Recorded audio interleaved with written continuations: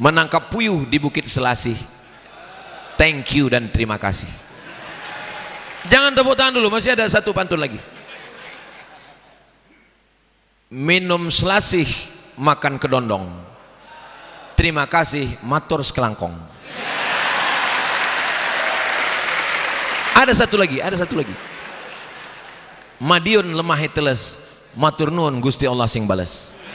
Assalamualaikum warahmatullahi wabarakatuh. Di mana-mana kalau saya udah ceramah 45 menit, biasanya kotak sedekah itu udah lewat 5 kali udah. Tapi di Masjid Agung At-Taqwa Bondowoso nggak ada kotak yang lewat. Kenapa? Karena di sini mereka sedekah nggak lagi pakai kotak, tapi langsung transfer banking, langsung scan, langsung ada kris, langsung scan. Jadi orang jamaah di Masjid Agung At-Taqwa Bondowoso ini nggak lagi pakai manual masuk kotak, enggak. Mau masuk masjid langsung. Sampean sedekah? Enggak, moto aja. Assalamualaikum warahmatullahi wabarakatuh.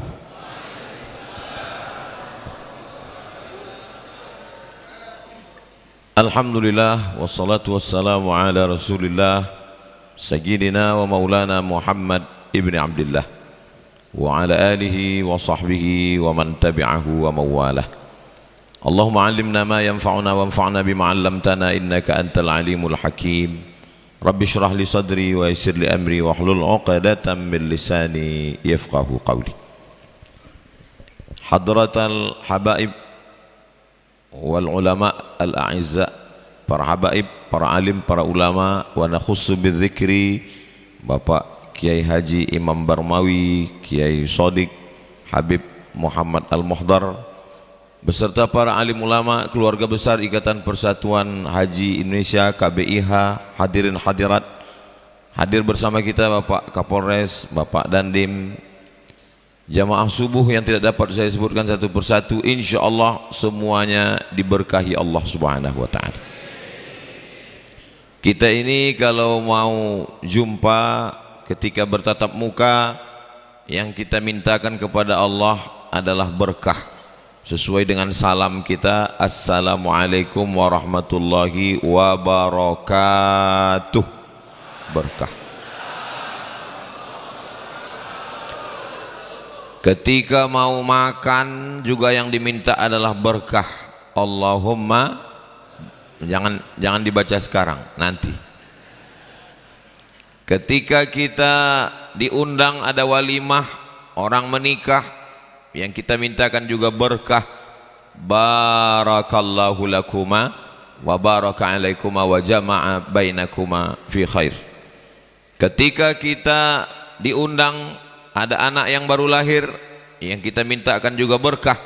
Barakallahu laka fil mauhub wa syakartal wahib wa ruzikta birrahu wa balagha asyuddahu. Maka di waktu subuh ini juga, tadi saya nanya ke Habib Muhammad, apakah tradisi di Bondowoso ini ada kajian gerakan subuh berjamaah? Ustadz Abdul Somad subuh Ahad biasanya mengambil momen libur. Memang di Bondowoso masyarakat tumpah ruah, melimpah subuh sesuai dengan doa Nabi Muhammad SAW. Allahumma barik li ummati fi bukuriha. Ya Allah, berikanlah pada umatku ini keberkahan di waktu subuh. Semakin awal bangun subuhnya, semakin banyak mendapatkan keberkahan. Maka insya Allah subuh ini melimpah ruah sampai ke halaman, sampai parkirnya jauh sekali. Mudah-mudahan makin jauh parkirnya makin banyak berkahnya. Kenapa Ustadz ngomong begitu? Karena langkah kaki, sebelum dokter-dokter menyarankan 10.000 langkah kaki sehari, disarankan manusia zaman modern ini, karena yang dimakan itu banyak racun di dalam makanan, pengawet macam-macam. Lalu kemudian supaya orang sehat disuruh melangkahkan kaki 10.000 langkah sehari. kalau tidak terkena osteoporosis. Sebelum penyakit itu ada namanya, sebelum ada di zaman modern, Nabi sudah mengajarkan kita untuk banyak-banyak melangkahkan kaki. Langkah pertama menghapus dosa, langkah kedua mengangkat derajat, langkah ketiga menghapus silap salah, langkah keempat mengangkat kemuliaan. Maka setiap langkah kaki kita datang ke Masjid Agung At-Taqwa ini mudah-mudahan bernilai amal soleh insyaallah. Dari satu sisi aspek kesehatan, badan sehat segar bugar. Dari aspek spiritualnya adalah mendapatkan keberkahan. Allahumma ya Allah barik, berikanlah keberkahan li ummati, pada umatku, fi bukuriha, pada waktu yang paling awal, di awal hari, disitulah kita mendapatkan keberkahan. Kalau kita lihat beberapa dalil, berkah itu ada pada 4. Yang pertama berkah pada tempat. A'udzubillahi minasyaitonirrajim. Inna awwala baitin wudi'a lin-nasi lalladzi bi Bakkata mubaraka. Sesungguhnya inna awwala baitin, rumah bangunan yang pertama kali dibangun, lalladzi bi Bakkata, inna awwala baitin wudi'a lin-nasi, yang dibangunkan bangunan pertama untuk manusia, lalladzi bi Bakkata, yang ada di Bakkah. Nama lainnya adalah Makkah, nama lainnya adalah Ummul Qura. Lalladzi bi Bakkata mubaraka, yang penuh dengan keberkahan. Makanya subuh ini ketemu berkah subuh, ketemu berkah dulu jamaah yang pulang dari negeri yang penuh dengan keberkahan, kembali ke tanah air dan masih menyatu lagi dalam ikatan persaudaraan haji Indonesia. Mudah-mudahan yang belum berangkat panjang umur, sehat badan, bisa ke Baitullah. Lalladzi bi Bakkata mubaraka. Dalam ayat yang lain, subhanalladzi asra bi 'abdihi lailan minal masjidil harami ilal masjidil aqsa alladzi barakna haulah. Ini keberkahan tempat. Ada keberkahan tempat tanah suci Makkah, ada keberkahan tempat Masjidil Aqsa. Mudah-mudahan Allah segera memerdekakan saudara kita di Palestina. Allahumma barik lana fi yamanina, ya Allah berikan berkah kepada negeri Yaman. Wa barik lana fi syamina, berikan berkah kepada negeri Syam. Syam itu sekarang 4: Yordania, Suriah, Palestina, Lebanon. Ini contoh negeri yang didoakan Nabi SAW, berkah pada tempat. Ada berkah pada benda, ada berkah pada benda. Wa nazzalna minas samai ma'an mubaraka, kami turunkan minas sama, dari langit, ma'an, air, mubaraka, air yang penuh dengan keberkahan. Ada berkah pada benda. Khalid bin Walid, panglima perang, diukur setiap jengkal tubuhnya ini ada bekas tombak, ada bekas panah, ada bekas pedang. Lalu kemudian suatu hari dia kehilangan topinya. Dia bertanya kepada sahabat-sahabatnya, mana topi saya hilang? Kata sahabat-sahabatnya, topi banyak jual di pasar, kenapa kamu sibuk sekali mencari topi itu? Katanya dia, bukan masalah topinya, tapi di dalam topi itu ada rambut Nabi Muhammad sallallahu alaihi wasallam. Ini keberkahan pada benda. Lalu kemudian ada seorang perempuan namanya Asma binti Abi Bakar. Asma binti Abi Bakar menyimpan satu kirbah yang terbuat dari kulit kambing, dijahit, setelah kering dijemur, dijahit, dibuat tempat air minum. Dan mulut geriba tempat air minum itu adalah bekas minumnya Nabi Muhammad sallallahu alaihi wasallam. Itu dia simpan. Ketika dia ingin minum, dia tuangkan air ke dalam, dia minum. Dan ketika anaknya sakit, dia minumkan bekas mulut Nabi itu ke bibir anaknya. Ini namanya berkah pada benda. Lalu kemudian ada berkah pada waktu. Inilah waktu berkah di antara doa Nabi, Allahumma barik li ummati fi bukuriha. Jadi kalau ada yang mengatakan Allah itu tidak adil, karena kalau kami mau dapat berkah Makkah jauh, Kalau kami mau dapat berkah benda, kami tidak dapat rambut Nabi. Kalau tidak dapat berkah tempat, tidak dapat berkah benda, kita masih bisa dapat berkah yang ketiga, itu adalah berkah waktu. Karena waktu subuh setiap orang pasti mendapatkannya. Sudahlah tidak dapat berkah tempat, tidak dapat berkah benda, subuhnya kesiangan. Shadaqallahul azim. Berkah subuh. Siapa yang tidak bangun di waktu subuh, man nama, siapa yang tertidur, walam yusalli, sampai tertidur tidak sholat subuh, balas syaitanu fi udhunih, kencing setan di telinganya. Na'udzubillah. Makanya kalau ada seorang bapak membangunkan anaknya subuh, ibunya juga mensupport.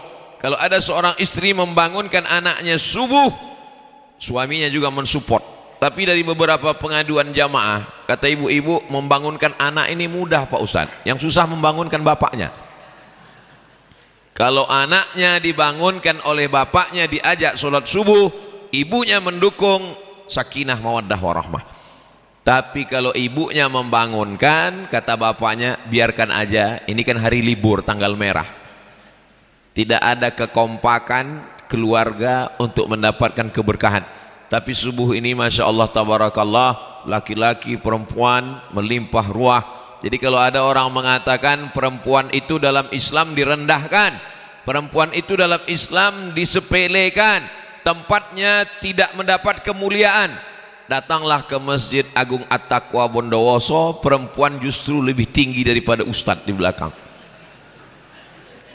Masya Allah tabarakallah, begitu memuliakan perempuan. Kata Nabi SAW ketika ditanya, man ahaqqun nas bi husni suhbati, siapa orang yang paling layak mendapatkan baktiku, siapa orang yang paling layak mendapatkan kebaikanku ya Rasulullah sallallahu alaihi wasallam.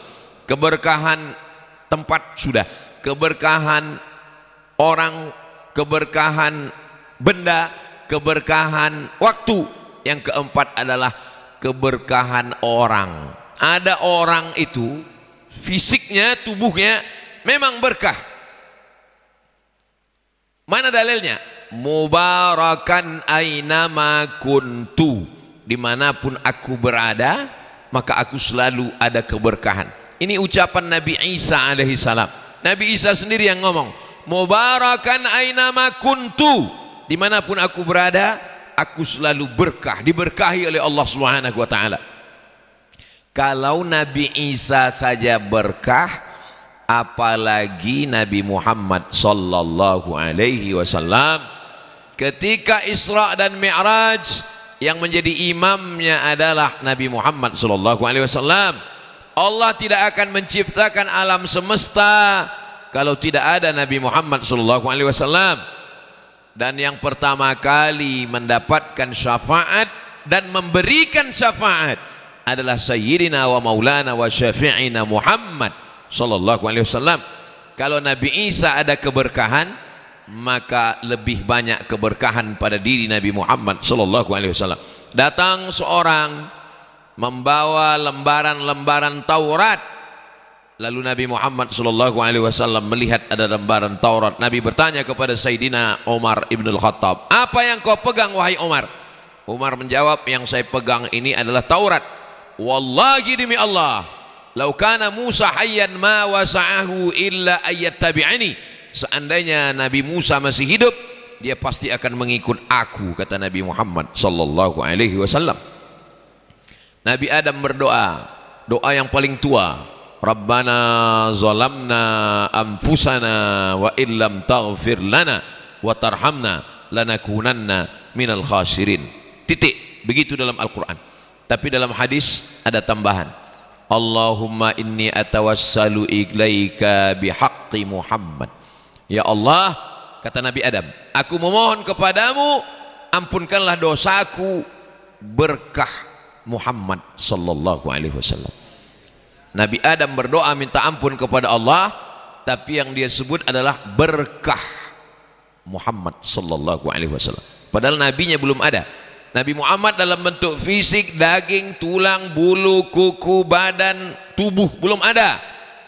Lalu kemudian Nabi Adam menyebut namanya saat minta ampun kepada Allah. Allah bertanya bukan karena Allah tidak tahu, Allah maha tahu, tapi Allah ingin kasih tahu pada siapa yang tidak tahu dan tidak mau tahu.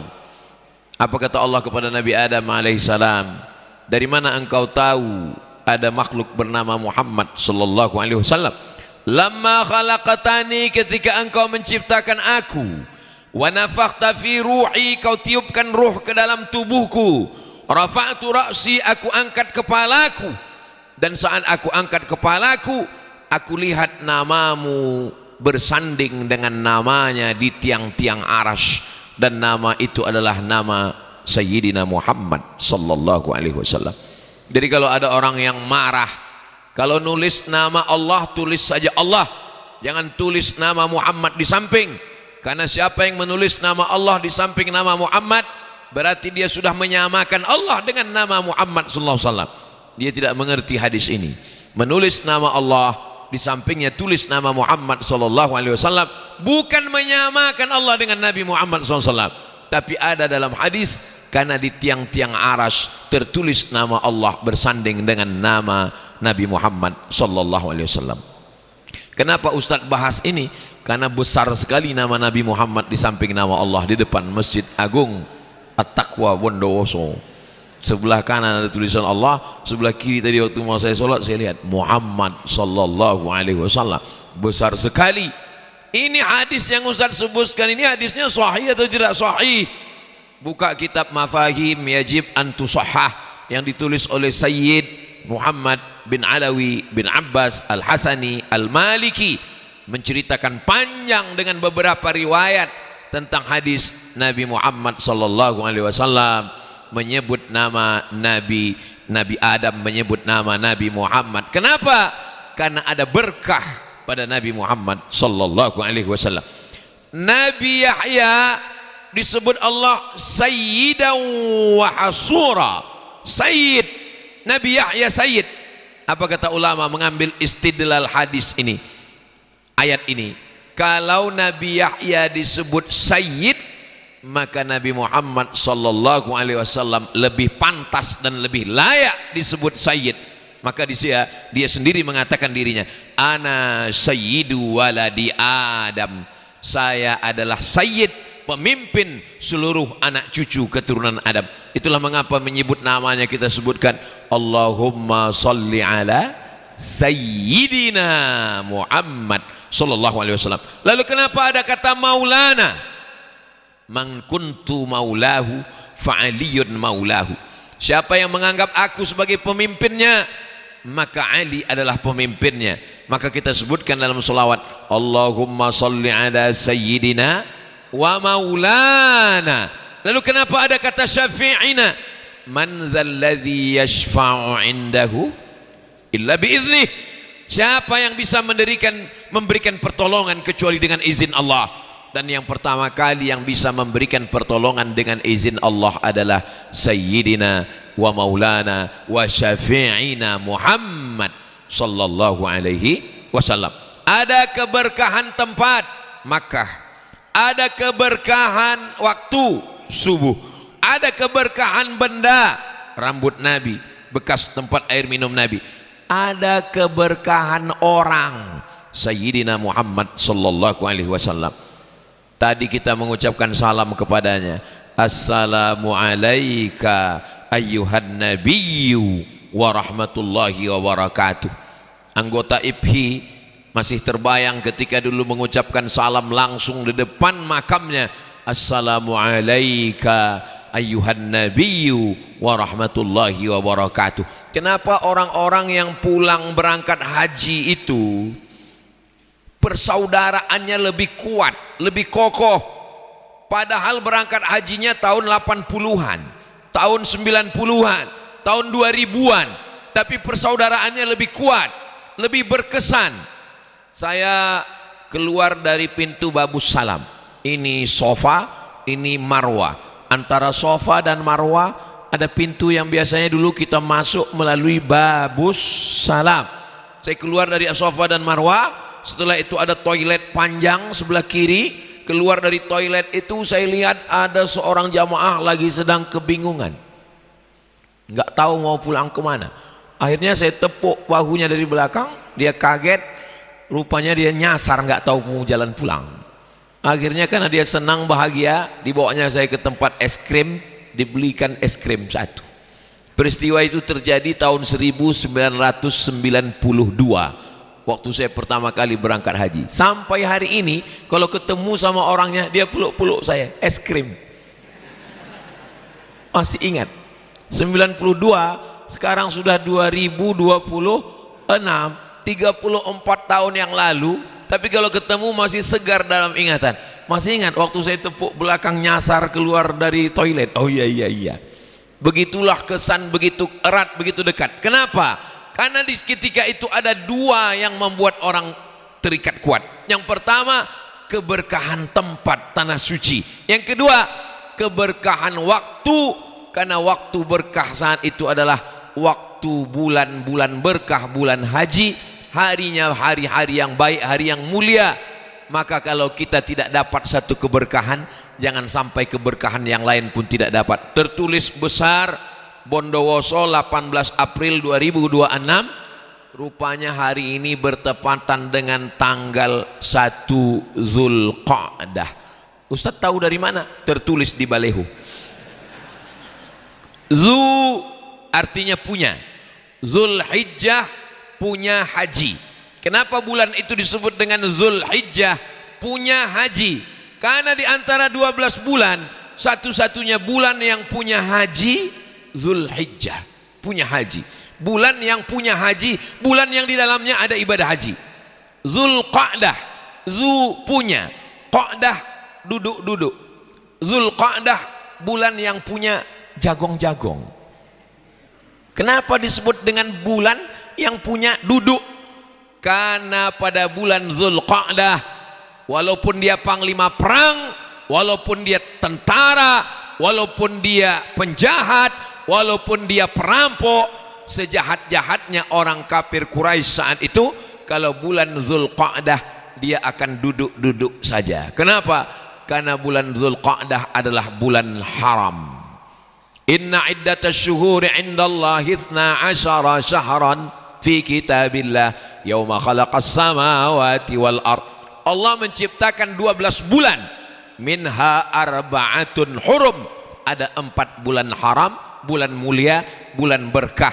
Kata Nabi dalam menjelaskan ayat ini, salasun mutawaliyatun, ada 3 bulan yang berturut-turut, Zulqa'dah, Zulhijjah, Muharram. Dan kita hari ini sudah masuk di waktu yang mulia berkah itu, Zulqa'dah, Zulhijjah, Muharram. Yang 1 bulan lagi terpisah, ma baina Jumada wa Sya'ban, dia terletak antara bulan Jumadil Akhir dan bulan Sya'ban, itulah bulan Rajab. Kalau saya dalam ceramah itu ada seperti bertanya, jamaah nggak usah risau, nggak usah jawab, karena nanti saya jawab sendiri. Ma baina Jumada wa Sya'ban, terletak antara bulan Jumadil Akhir dan bulan Sya'ban, itulah dia bulan Rajab. Bulan Rajab sudah berlalu dan sekarang kita sedang berada pada waktu yang berkah, bulan Zulqa'dah. Kenapa mereka Qa'dah duduk? Mereka tidak akan mengangkat pedang andai dia ketemu dengan pembunuh bapaknya. Bapaknya meninggal dibunuh orang, lalu dia ketemu dengan pembunuh bapaknya, dia tidak akan mengangkat pedang, dia tetap duduk. Kenapa? Karena bulan itu bulan mulia.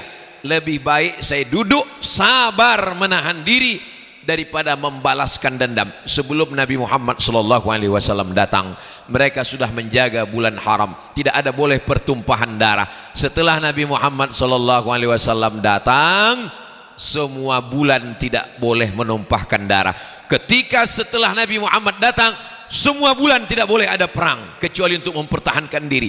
Sebelum Nabi datang, walaupun mereka jahiliyah, walaupun mereka menyembah berhala, tapi bulan Zulqa'dah mereka duduk. Kalau ketemu dengan pembunuh bapaknya, mereka duduk. Kamu membunuh bapak saya? Iya. Di bulan Zulqa'dah saya duduk. Bulan Zulhijjah saya haji. Bulan Muharram saya muliakan. Masuk Safar, selesai kamu. Begitulah mereka memuliakannya. Maka keberkahan bulan ini kita isi dengan apa? Keberkahan bulan ini kita isi dengan keberkahan-keberkahan amal. Sesungguhnya berkah itu bahasa Arabnya barokah. Makanya ada istilah orang datang ke pondok, ke kiai, ditanya mau ngapain? Ngalap barokah, mau ngambil berkah. Suatu ketika Imam Ahmad bin Ambal duduk di dekat mimbar Nabi Muhammad SAW. Mimbarnya 3 lantai, 1, 2, 3. Mimbar tempat Nabi khutbah. Lalu kemudian Imam Ahmad bin Ambal memegang mimbar telapak kaki, bekas tapak kaki Nabi itu dengan tangannya. Kemudian Imam Ahmad mencium. Itu dalil tabarruk. Ngalap barokah itu tabarroka ya tabarroku tabarrukan. Imam Ahmad bin Hambal, Imam Hambali, mazhab yang keempat. Yang pertama Imam Hanafi, nomor 2 Imam Maliki, nomor 3 Imam Syafi'i, nomor 4 Imam Hambali. Namanya Ahmad bin Hambal, makamnya di Baghdad, Irak, meninggal tahun 241 Hijrah. Dia duduk di samping mimbar Nabi, bekas telapak kaki Nabi dia usap lalu dia cium. Begitu juga kita mengambil keberkahan ketika kita tidak bisa mencium Hajar Aswad dari dekat karena jamaah begitu ramai, maka tangannya saja yang dia masukkan ke dalam, kemudian tangannya yang dia cium. Aslinya wajahnya, tapi karena tidak bisa maka tangannya. Tangan pun tidak bisa, tongkatnya. Zaman itu mereka tawaf masih pakai onta, tongkatnya yang dia masukkan. Zaman sekarang jangan tongkat, mata pun melihat payah. Begitulah manusia semakin banyak, tapi keberkahan insya Allah didapatkan. Artinya apa? Orang selevel Imam Ahmad bin Ambal pun masih ngalap barokah, masih tabarrukan. Tapi bukan berarti setelah kita jauh tidak ada lagi berkah. Saya tidak hidup di zaman Nabi Muhammad SAW. Saya tidak ketemu dengan Nabi Isa. Ustadz, ya, kenapa saya hidupnya di zaman milenial? Kenapa saya tidak hidup di zaman Nabi? Kenapa saya hidupnya di tahun 2026?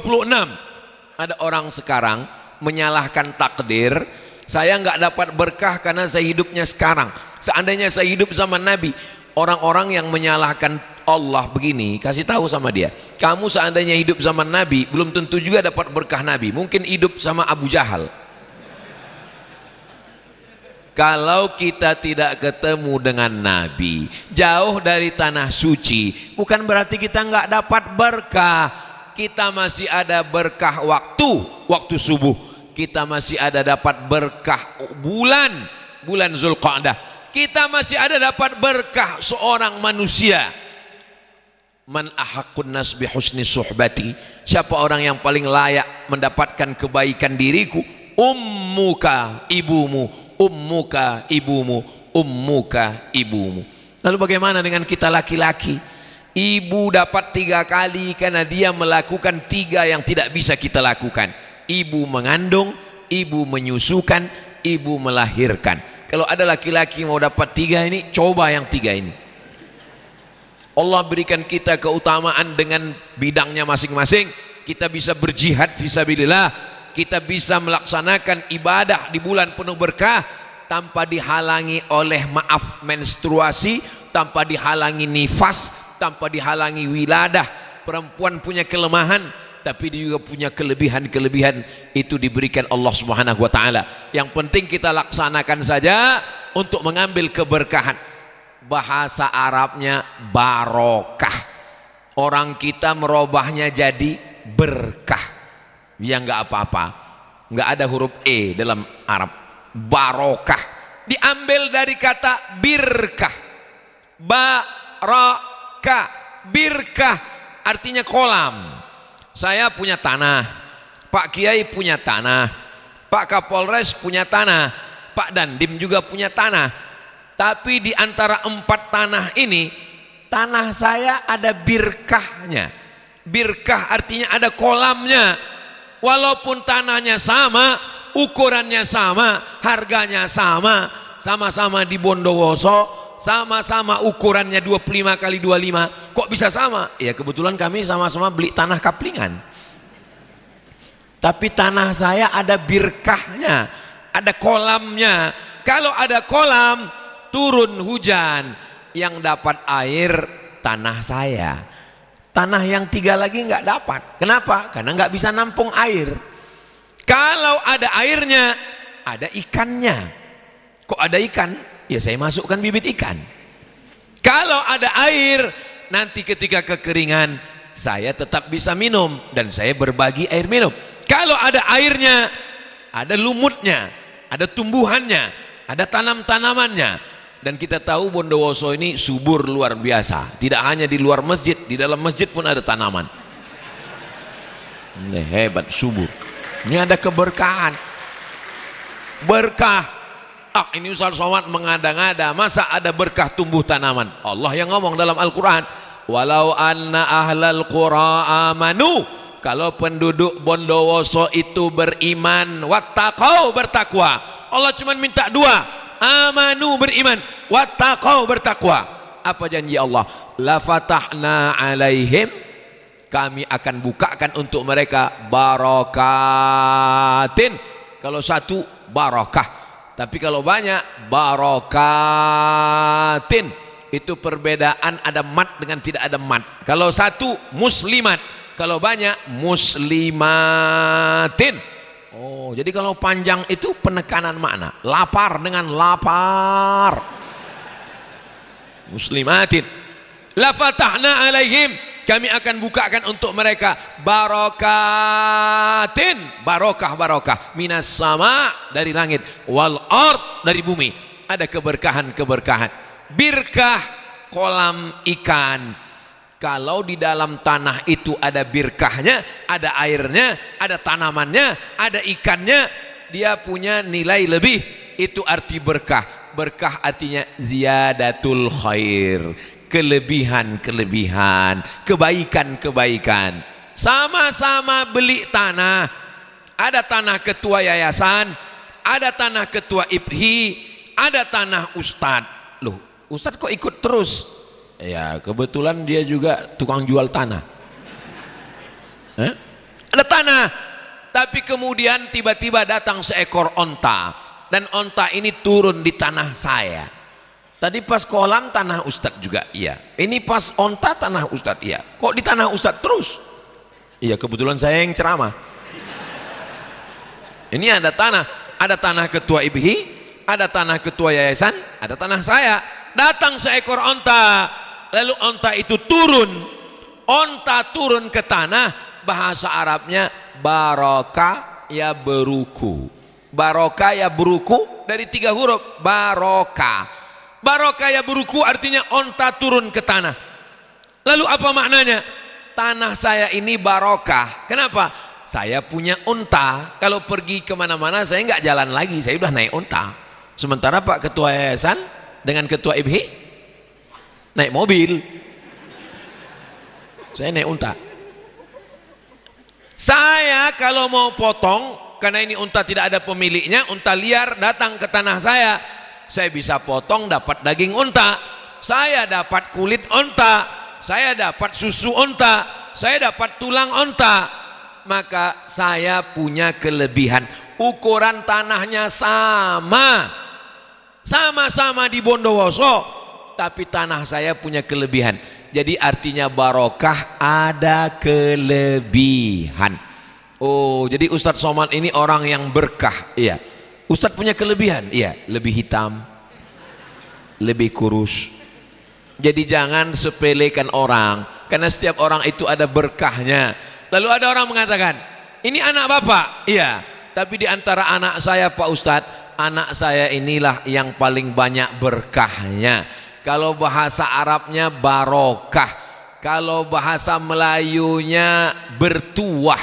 Ini bertuah anak saya ini Pak Ustadz. Kalau orang Jawa, bejo, beruntung, yang selalu mendapatkan keberuntungan.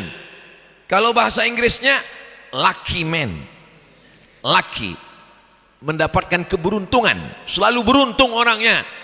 Dan orang yang paling beruntung di antara semua yang paling beruntung adalah Sayyidina wa Maulana Muhammad sallallahu alaihi wasallam. Makanya orang-orang filsafat itu nggak setuju Kalau Nabi Muhammad itu yang jadi pemimpin para nabi, Sokrates, Aristoteles, Demokritos, Thales, pemikir-pemikir dari Yunani, maka orang-orang yang belajar filsafat kata dia, kami mikir setengah mati, kok nggak bisa jadi nabi? Kenapa yang jadi nabi itu Nabi Muhammad? Maka mereka diantara orang filosof kenapa nggak menerima agama? Karena bagi mereka nggak masuk akal. Kenapa Nabi Muhammad yang dipilih Allah? Ini perlu dijelaskan. Jadi nabi itu jangan bayangkan seperti ikut tes CPNS. Dianggapnya jadi nabi itu ikut daftar gitu. Nabi itu adalah hak prerogatif Allah. Makanya dalam Al-Quran dikatakan innallaha astafa, Allah yang memilih, istafa memilih, orang yang dipilih Mustafa. Makanya disebut dengan Darul Mustafa, dar rumah Mustafa, orang yang dipilih. Nabi Muhammad tidak pernah memilih, dia dipilih oleh Allah Subhanahu wa ta'ala. Kita di Nusantara, dari Pulau Sumatera, Kalimantan, Sulawesi, Papua sampai Pulau Jawa, menerima Nabi Muhammad sallallahu alaihi wasallam. Asyhadu an la ilaha illallah wa asyhadu anna Muhammadan Rasulullah. Orang Yahudi tidak mau menerima Nabi Muhammad. Kenapa orang Yahudi tidak mau bersyahadat? Karena mereka mau Nabi yang terakhir itu adalah keturunan Ishak. Nabi Ibrahim punya anak namanya Ismail. Nabi Ibrahim alaihissalam punya anak namanya Ishak. Ishak punya anak namanya Yakub. Yakub nama lainnya adalah Israel. Keturunan Yakub disebut dengan Bani Israel. Yakub punya anak namanya Yusuf. Yusuf punya saudara namanya Yahuza. Keturunan Yahuza disebut dengan Yahudi. Yahudi tidak mau menerima Nabi Muhammad. Kenapa?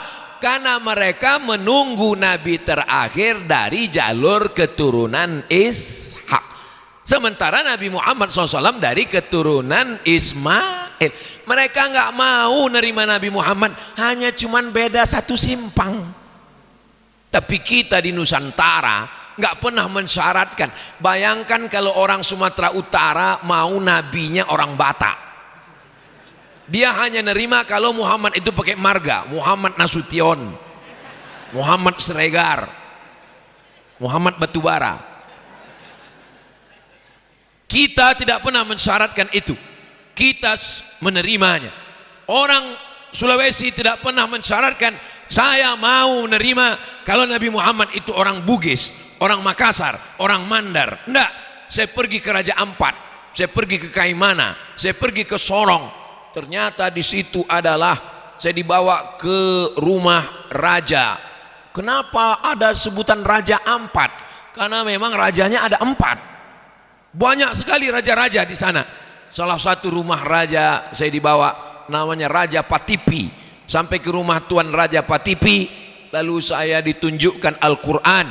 Sampulnya dari kulit kijang, isinya di dalam kulit kayu, disampul dengan kain sorban. Setelah dibuka ditunjukkan ke saya, inilah Quran pertama yang dipegang oleh raja-raja di Papua, dan saya sekarang raja sedang memegang ini. Saya mau tunjukkan ke Ustadz Abdul Somad. Saya lihat Al-Quran, ada buku kecil lagi. Ini buku apa Tuan Raja?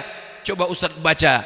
Ternyata isinya adalah solawat nariyah yang membawa Al-Quran, membawa Islam sampai ke Papua. Adalah orang pengamal-pengamal solawat nariyah. Dipukul ombak, dihempas gelombang, di tengah laut karangnya tajam, angin puting beliung, ombaknya keras. Mereka sampai mendakwahkan Islam ke sana. Saya naik pesawat dari Pekanbaru ke Jakarta, dari Jakarta ke Makassar, dari Makassar ke Sorong. Sudah bolak-balik, buka mata tutup mata, nggak sampai-sampai. Begitulah hebatnya mereka mendakwahkan agama Islam. Dan kita di Nusantara semuanya menerima, tidak pernah mensyaratkan suku apapun. Kita berterima menerima agama itu dengan mengucapkan asyhadu alla ilaha illallah wa asyhadu anna muhammadan rasulullah sallallahu alaihi wasallam. Kalimatu haqqin 'alaiha nahya, dengan itu kita hidup, wa 'alaiha namutu, dengan itu kita mati, wa biha nub'atsu, dengan itu nanti kita akan dibangkitkan di padang mahsyar. Sebagaimana Allah kumpulkan kita subuh ini di Masjid Agung At-Taqwa Bondowoso, mudah-mudahan nanti Allah kumpulkan kita di surga bersama Nabi Muhammad sallallahu alaihi wasallam. Ibarat kantong, jangan sampai kantong barokah ini kosong. Kita mesti isi dengan amal-amal di bulan Zulqa'dah. Apa amal yang paling utama? Maka kita isi dengan memperbanyak sodakoh. Amal itu ada amal badan, ada amal lisan, ada amal harta. Kalau amal harta, sodakoh. Makanya kalau ada orang di bulan Zulqa'dah, di bulan Zulhijjah, di bulan Muharram bersedekah, santunan anak yatim, fakir miskin, itu dia sedang mengisi keberkahan dengan amal keberkahan. Sodakoh. Sodakoh nggak usah nunggu. Kamu kenapa belum bersodakoh? Anak masih SD Pak Ustadz. Nantilah kalau sudah SMP. Makin SMP SPP-nya makin besar. Nantilah kalau sudah kuliah. Kuliah OKT-nya tinggi. Nantilah kalau dia udah kerja. Dia sudah kerja, kita memang nggak nanggung biaya kuliah, tapi dia mau nikah. Nantilah kalau dia sudah nikah, dia memang sudah nikah, cucu mau lahir. Jangan pernah nunggu, begitu ada langsung sedekah. Saya di mana-mana masjid kalau ceramah itu biasanya kotak. Ini saya tadi mulai ceramah jam 5 kurang 15. Sekarang sudah jam 5.30. Sudah 45 menit saya ceramah. Di mana-mana kalau saya udah ceramah 45 menit, biasanya kotak sedekah itu udah lewat 5 kali udah. Tapi di Masjid Agung At-Taqwa Bondowoso enggak ada kotak yang lewat. Kenapa? Karena di sini mereka sedekah enggak lagi pakai kotak, tapi langsung transfer banking. Langsung scan. Langsung ada kris, langsung scan. Jadi orang jamaah di Masjid Agung At-Taqwa Bondowoso ini nggak lagi pakai manual masuk kotak, enggak. Mau masuk masjid langsung. Sampean sedekah? Enggak, moto aja. Ibu yang dimuliakan Allah Subhanahu wa taala. Jadi cara-cara modern ini kita pakai. Oh, enggak boleh Pak Ustadz. Jangan pakai alat. Ini kan alat. Yang namanya alat itu tidak mempengaruhi ibadah. Sedekah itu memberikan uang, tapi bersedekah melalui internet itu tidak mempengaruhi ibadah. Justru lebih bagus daripada pakai kotak. Ini banyak kasusnya kalau pakai kotak ini. Hanya tiba-tiba pas kita lagi sholat Jumat sebelum khotib naik mimbar lewat kotak, datang orang dari belakang ngasih duit 100.000. Ya kita ambil, kita masukkan. Setelah selesai baru dia ngasih tahu itu duit sampean. Mau diambil lagi udah dikunci. Itu ada videonya di internet. Sudah dapat? Nanti saya kirim. Makanya kalau ada orang ngasih duit dari belakang, jangan langsung masukkan, tanya dulu. Iki uang sopo? Bapak Ibu yang dimuliakan Allah Subhanahu wa taala. Jadi sedekah jangan nunggu. Saya lihat orang kita, orang di Jawa, di Sumatera hampir mirip. Kalau sedekah ini terlalu serius, ngundang anak yatim ke rumah. Sementara kalau di Mesir enggak gitu. Kami dulu ketika masih mahasiswa, pas lagi jalan-jalan di bis, datang orang Mesir. Indonesia, dia nanya dulu. Indonesia, dia pastikan dulu. Indonesia, Malaysia apa Brunei? Pas kita bilang Indonesia, dia kasih uang. Malaysia sama Brunei dia nggak ngasih, karena dia tahu ada duitnya. Dia tanya, Indonesia? Kebetulan saya di Mesir tahun 98 sampai 2002. Waktu itu krisis moneter. Nah itu maka dia pastikan dulu. Indonesia, kata dia. Indonesia, dia kasih uang. Dia bilang, dia kasih uang. Khud lama tirga al-bait takul ma'an ashab. Nanti kamu pulang ke rumah, nanti makan sama kawan-kawan di rumah ya.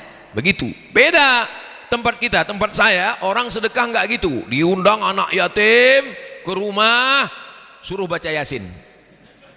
Wa subhanalladzi biyadihi malakutu kulli syai'in wa ilaihi turja'un. Shadaqallah 3 kali. Sudah 3 kali dah mau selesai, tahlil 100 kali. Saya kasih tahu sama istri saya, kalau ngundang anak yatim, baca Fatihah sekali, Qul huwallahu 3 kali, Al-Falaq sekali, An-Nas sekali, kasih makan. Ini kita ini mau ngasih makan atau mau nyiksa? Nggak usah terlalu formal. Kirim doa. Kalau kita mau baca Quran, kita baca Quran sekhatam, 1 malam 1 juz, hadiahkan pahalanya kepada keluarga almarhum almarhumah. Wa in khatimul Qur'ana kullahu kana hasanan. Kalau mereka khatamkan Al-Quran 1 kali khatam, kata Imam Syafi'i, diriwayatkan oleh Imam An-Nawawi dalam kitab Riyadhus Shalihin min kalami Sayyidil Mursalin, kana hasanan, bagus, tapi jangan nyiksa orang lain. Makanya kalau mau sedekah, saya tanya anak yatim, bapak dulu anak yatim? Iya Pak Ustadz. Selama jadi anak yatim, apa peristiwa yang paling menyakitkan? Yang paling menyakitkan selama jadi anak yatim Pak Ustadz, ketika dipajang di depan orang banyak. Pemberian santunan anak yatim dipajang di depan orang banyak, itu sakit sekali Pak Ustadz. Sejak itulah saya dan Yayasan Tabung Wakaf Umat, saya bilang jangan pajang anak yatim.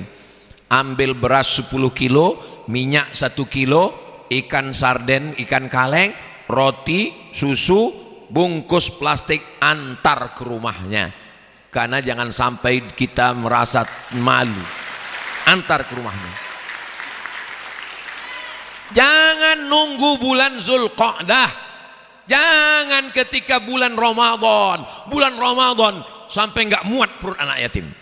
Begitu habis bulan Syawal, ingat, anak yatim, fakir miskin, duafa, laparnya bukan cuma Ramadan. Bulan Zulqa'dah, ini Zulqa'dah, kita bagi lagi, kumpulkan semua. Bapak, ini kan sudah tanggal 18, nanti tanggal 20, 30, tanggal 1 pulang kerja bapak belanja, pergi ke minimarket, pergi ke warung, beli beras, beli minyak, beli gula, beli kopi, beli teh, beli roti, bungkus, bawa pulang, kasih ke istri, istri yang nyerahkan. Jangan bapak langsung nyerahkan, khawatirnya anak yatim ini emaknya cantik. Perang dunia ketiga. Saya nggak mau ceramah ini jadi masalah ketiga. Ibu yang dimuliakan Allah SWT, masalah konflik ini tidak hanya terjadi pada kita yang sipil-sipil ini. Ini berlaku juga untuk Pak Kapolres dan Pak untuk Dandim. Pak Kapolres pun kalau dia belanja, dia mesti serahkan kepada ibu, kalau istri polisi apa namanya, Bayangkari, ibu Bayangkari yang menyerahkan. Walaupun mereka ini polisi, tentara pakai pistol, di rumah Kapolres ada Kapolda. Di rumah Dandim ada panglima. Selama istri masih mau berbagi, masih mengawal, masih menyelesaikan konflik, insya Allah semua keluarga kita ini sakinah, mawaddah, warahmah, insya Allah. Jadi ini kita bagikan, berbagi sedekah. Ittaqin nar, selamatkan dirimu dari api neraka, walau bisyikki tamrah, walaupun sebelah kurma. Ada kurma 1 biji, kita bagi 2, sebelah makan di mulut kita, sebelah di mulut orang lain. Kalau sebelah kurma aja kita bisa bagi, apalagi 1 kotak kita bagi, bagus, bagi kurma. Lalu kemudian apa kata Nabi? Idza tabakhta, kalau engkau memasak, fa'aksir ma'aha, kalau masak banyakkan kuahnya. Apa maksud banyakkan kuahnya? Kuahnya berbagi. Tapi jangan gara-gara ini setelah ceramah ini orang Bondowoso ngasih kuah terus. Dulu sebelum Ustadz Somad datang ke Bondowoso, orang Bondowoso sedekah ayam, kambing. Tapi setelah ini, oh banyu. Bapak Ibu, maka bagi sedekah. Kalau saat sedikit saja kita bisa berbagi, maka pada saat banyak kita bisa lebih banyak berbagi. Kita berbagi ini ada kenikmatan saat kita bisa membagi kepada orang lain. Pulang dari pengajian, bawa anak, bawa istri, mampir ke panti asuhan. Di Bondowoso ada panti asuhan. Pergi ke panti asuhan. Pulang dari sini, datang ke panti asuhan. Assalamualaikum Bapak Ketua Panti. Waalaikumsalam. Berapa anak yatim di sini? Ada 100 Pak. Saya mau ngasih sarapan. Berapa orang? 2 orang aja. Kebetulan kita beli 2 bungkus kan. Kita bagi, makan bersama. Selama ini transfer, bagus, nggak salah. Tapi ketika datang orang yang hatinya keras, dia lapor ke Nabi. Ya Rasulullah, bagaimana untuk melembutkan hati? Apa kata Nabi? At'imil masakin, kasih makan orang miskin. Wamsah ra'sal yatim, usap kepala anak yatim. Beli makanan, makan bersama mereka.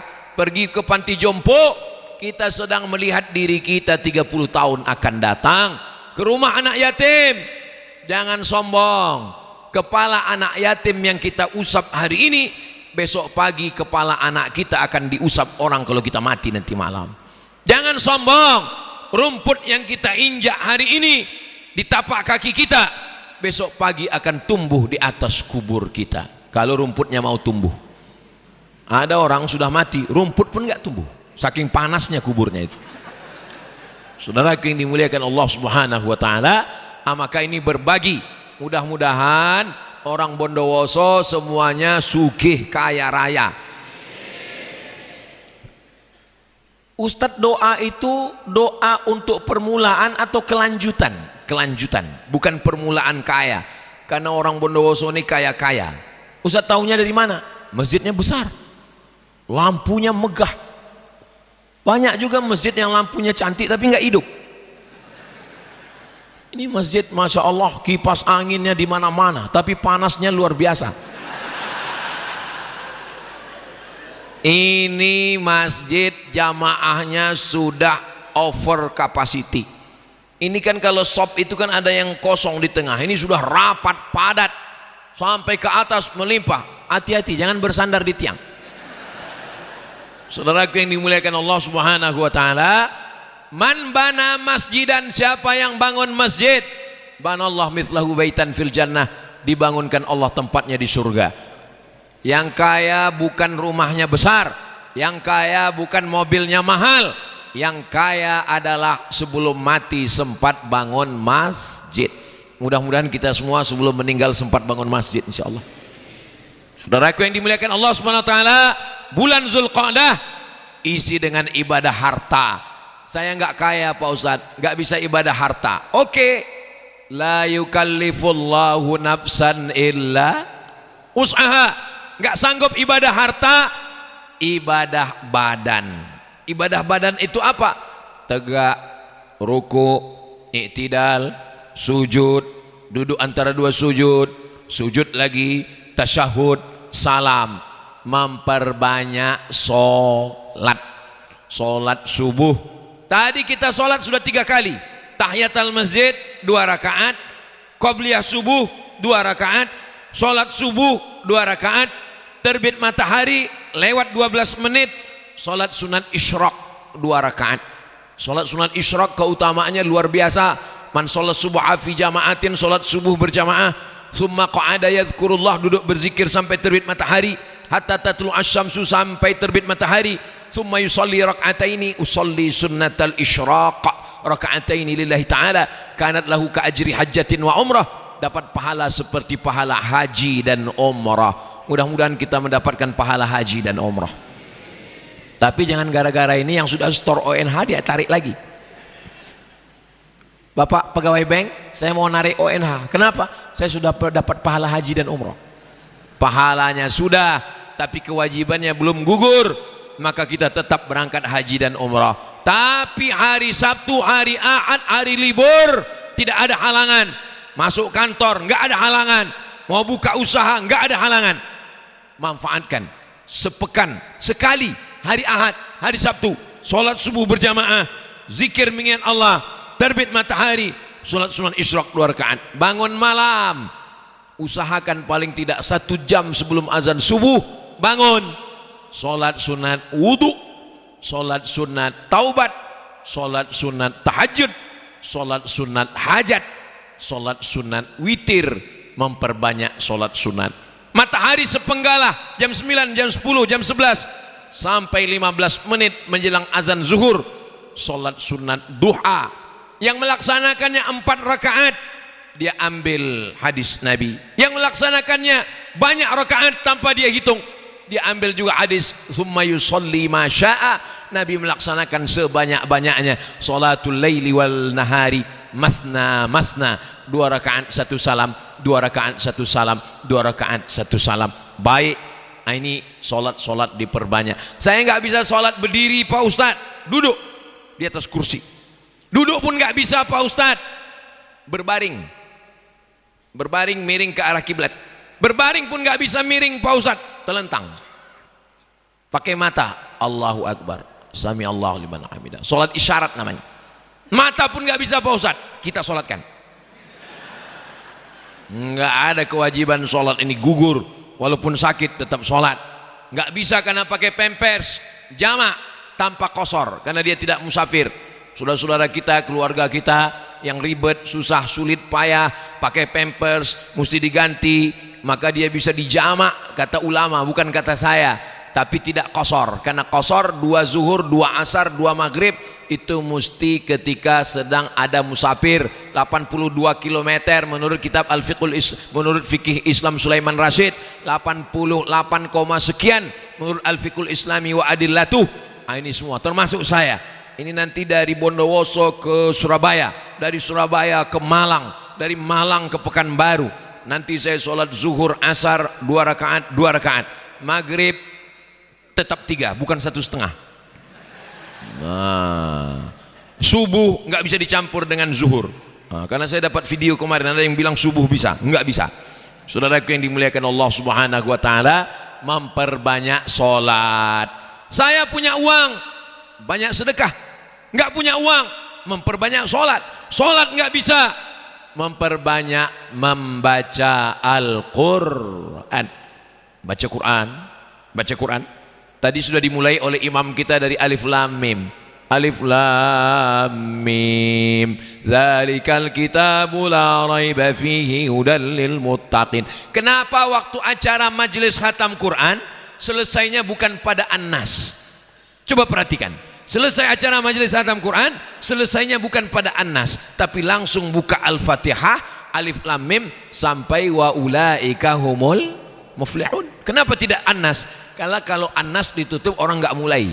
Tapi kalau wa ulaika humul muflihun, dia akan teruskan lagi sampai kepada An-Nas.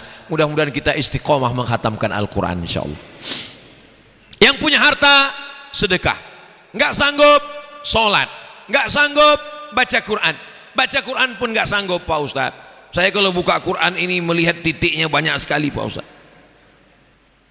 Pejamkan mata, duduk, amal yang paling ringan tapi pahalanya paling besar. Apa amal yang paling besar ya Rasulullah?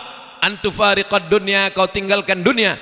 Walisanuka ratbun bidzikrillah, lidahmu dalam keadaan. Saya zikirnya nggak kuat-kuat gitu Pak Ustadz, karena kalau zikir saya khawatir mengganggu. Saya zikirnya dalam hati. Zikir yang dalam hati ada dalilnya. Wadzukur rabbaka fi nafsika, sebut Tuhanmu dalam dirimu. Zikir yang kuat-kuat juga ada dalilnya. Ketika Umar bin Khattab bertakbir di Mina, suaranya kedengaran sampai ke Makkah. Allahu Akbar, Allahu Akbar, Allahu Akbar. Kata Imam Abdul Wahab Asy-Sya'rani, berzikir kuat sampai bergetar dari ujung rambut sampai ke ujung kaki. La ilaha illallah. Dan untuk mengusir hantu setan jembalang tanah, zikirnya kuat. Enggak kuat aja dia yang enggak kuat. Gimana kita zikir enggak kuat? Tapi Nabi Muhammad disuruh enggak kuat. Wadzukur rabbaka fi nafsika. Kata Imam Jalaluddin As-Suyuti, wadzukur rabbaka, ka di situ ditujukan kepada Nabi Muhammad sallallahu alaihi wasallam. Kenapa Nabi zikirnya enggak kuat? Karena Nabi sudah selamat dari waswasatis syayatin. Nabi itu udah enggak digoda setan lagi, maka dia zikir enggak kuat. Saya zikir masih kuat untuk ngusir setan. Makanya kalau ada kawan yang ganggu-ganggu, bro, ayo kita mabuk yuk, Allahu Akbar.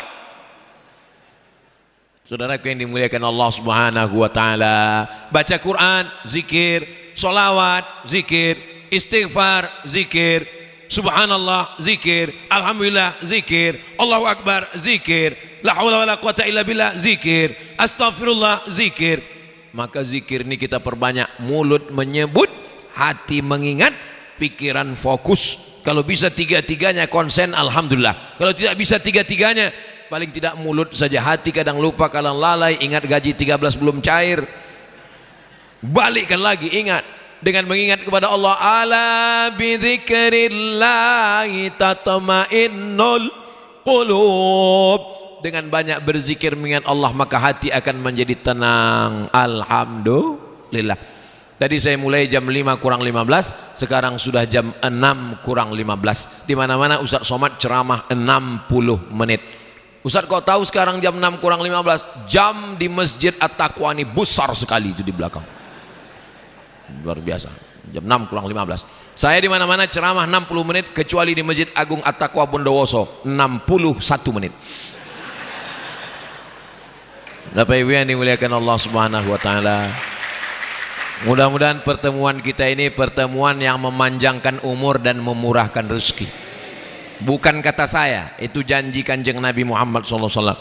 Man ahabba ayyubasata lahu fi rizqihi, siapa yang mau lapang rezekinya, wa yunsa'alahu fi atharihi, mau panjang umurnya, falyasil rahimahu, maka hendaklah dia menyambung tali silaturahim. Sebagaimana kita dipertemukan Allah Ta'ala di Masjid At-Taqwa Bondowoso, mudah-mudahan nanti kita juga akan dikumpulkan lagi di surga bersama Nabi Muhammad sallallahu alaihi wasallam. Puncak dari ngaji bukan tausiahnya, puncak ngaji adalah doanya. Aminkan doa yang akan dibacakan oleh kiai kita.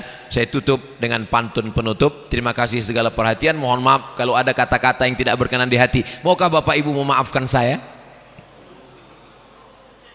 Menangkap puyuh di Bukit Selasih. Thank you dan terima kasih. Jangan tepuk tangan dulu, masih ada satu pantun lagi. Minum selasih, makan kedondong. Terima kasih, matur sekelangkong. Ada satu lagi. Madiun lemah teles, matur nuwun Gusti Allah sing bales. Assalamualaikum warahmatullahi wabarakatuh.